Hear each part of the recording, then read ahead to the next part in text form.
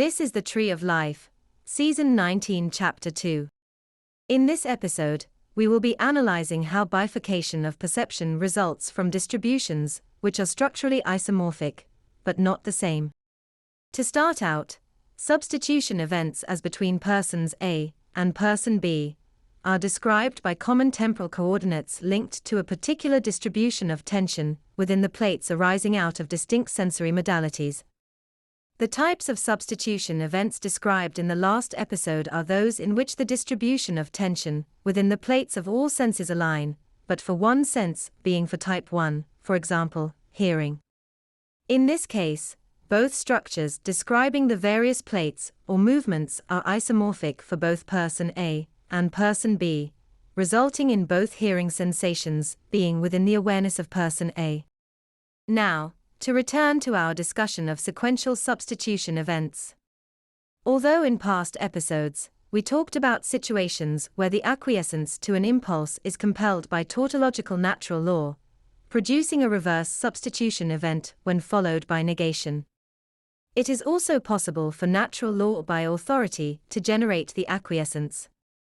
In such a case, the preceding substitution event is generated in an alternate fashion, such that tautological natural law produces the negation, i.e. negation of taboo action, followed by natural law by authority which produces the acquiescence.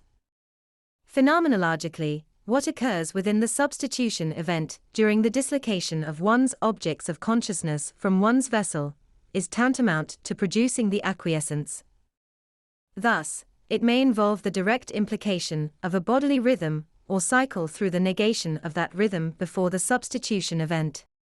What this means practically is that as between person A, who is an authority, and person B, who is not, there is force exerted on person B, by person A, to compel acquiescence to an impulse within the substitution event which had been, prior to it, negated. This force must directly implicate a bodily cycle or rhythm.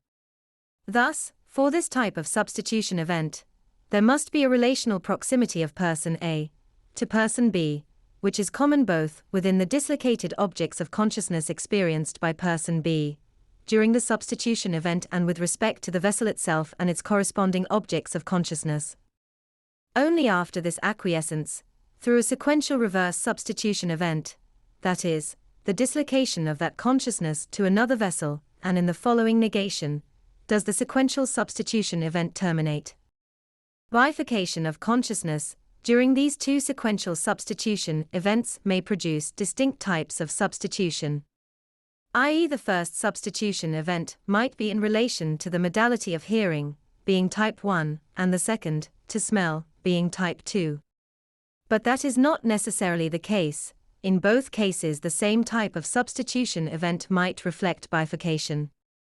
We saw earlier in the episode that structurally, the tension corresponding to particular plates or movements are isomorphic during a substitution event with regards to the implicated bifurcated modality.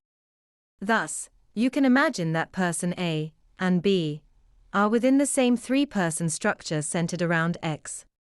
If that three-person structure has parallel structures associated with a particular valence, affirmational or negational, linked to A and B, respectively. The structural isomorphism means that those structures are isomorphic in such a fashion that both states, with respect to the sensation of hearing, are possible. Otherwise, these structures are homologs. But each structure permits the alternate state, for hearing in this example, within its domain.